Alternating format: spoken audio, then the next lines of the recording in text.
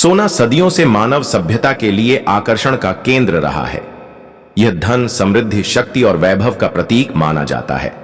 इतिहास में कई रहस्यमयी वस्तुओं की चर्चा होती रही है, लेकिन उनमें से सबसे अधिक चर्चित पारस पत्थर है। ऐसा माना जाता है कि यह पत्थर किसी भी साधारण धातु, विशेषकर लोहे को सोने में बदलने की शक्ति रखता था। पारस पत्थर की अवधारणा भारतीय पौराणिक कथाओं, मध्यकालीन इतिहास और अल्केमिस्ट यानी रसायन शास्त्रियों के रहस्यमय ग्रंथों में मिलती है। लेकिन क्या वास्तव में यह पत्थर अस्तित्व में था या यह केवल एक कल्पना मात्र है? इस वीडियो में हम पारस पत्थर से जुड़े विभिन्न रहस्यमयी प्रसंगों, लोक कथाओं, वैज्ञानिक दृष्टिकोण और इसके वास्तविक अस्तित्व की संभावनाओं पर विस्तृत चर्चा करेंगे। पारस पत्थर को फिलोसोफर स्टोन भी कहा जाता है। यह एक ऐसा रहस्यमयी पदार्थ माना जाता था जिससे साधारण धातुओं को सोने में बदला जा सकता था। इसके अलावा यह पत्थर अमरत्व प्रदान करने वाला भी बताया जाता था। प्राचीन भारतीय ग्रंथों, अरब और यूरोपीय रसायन शास्त्रियों के दस्तावेजों में इस पत्थर का उल्लेख मिलता है। इसे प्राप्त करने की लालसा में कई राजा, साधु संत, वैज्ञानिक और जादूगर जीवन भर इसकी खोज में लगे रहे, लेकिन अब तक यह केवल कथाओं तक ही सीमित है। नंबर 1, रायसेन किले की कहानी। मध्य प्रदेश के रायसेन किले से जुड़ी एक कहानी काफी प्रसिद्ध है। कहा जाता है कि रायसेन के राजा के पास यह पारस पत्थर मौजूद था। जब राजा को यह लगा कि वह युद्ध में पराजित होने वाला है और पारस पत्थर की रक्षा नहीं कर सकेगा, तब उसने इस पत्थर को किले के तालाब में फेंक दिया। युद्ध में राजा वीर गति को प्राप्त हुए और इसके बाद वह पत्थर कभी नहीं मिला। बाद में कई शासकों ने इसे पाने के लिए खुदाई करवाई, लेकिन पारस पत्थर आज तक किसी के हाथ नहीं लगा। कुछ लोग दावा करते हैं कि यह पत्थर अब भी महल में कहीं छिपा हुआ है और उसकी रक्षा कुछ अदृश्य शक्तियां कर रही हैं। नंबर 2, नर्मदा नदी का पारस पत्थर। माना जाता है कि नर्मदा नदी में पारस पत्थर मौजूद है। एक प्राचीन कथा के अनुसार जब अकबर की सेना नर्मदा नदी पार कर रही थी, तब उसके सबसे शक्तिशाली हाथी की लोहे की जंजीरें सोने में बदल गईं।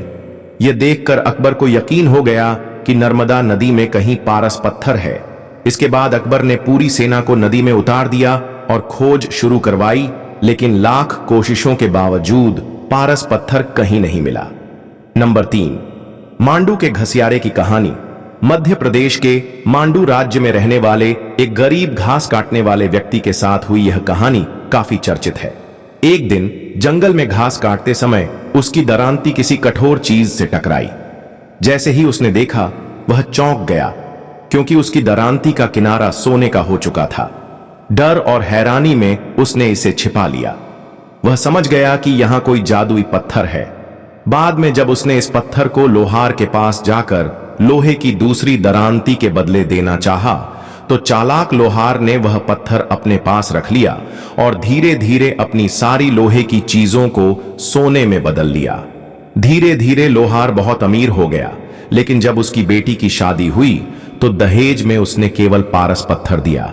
राजकुमार को यह देखकर गुस्सा आया और उसने क्रोध में नर्मदा नदी में पारस पत्थर फेंक दिया। बाद में जब उसे अपनी गलती का एहसास हुआ तो उसने इसे खोजने की कोशिश की, लेकिन यह कभी नहीं मिला। नंबर 4, दुर्गा पिंडारी की खोज। एक अन्य कथा के अनुसार योद्धा दुर्गा पिंडारी का बख्तर युद्ध के दौरान दुश्मनों के खून से लथपथ हो गया और जब उसे धोया गया तो वह सोने का हो चुका था। इसके बाद दुर्गा पिंडारी ने अपनी पूरी सेना के साथ नर्मदा नदी के तल में पारस पत्थर की खोज की, लेकिन वह असफल रहा। भारत के अलावा यूरोप में भी पारस पत्थर की कहानियां प्रचलित रही हैं। आइजैक न्यूटन और निकोलस फ्लेमेल जैसे वैज्ञानिक और रहस्यवादी मानते थे कि पारस पत्थर से एलिक्सिर ऑफ लाइफ भी बनाया जा सकता है, जो अमरत्व प्रदान करता था।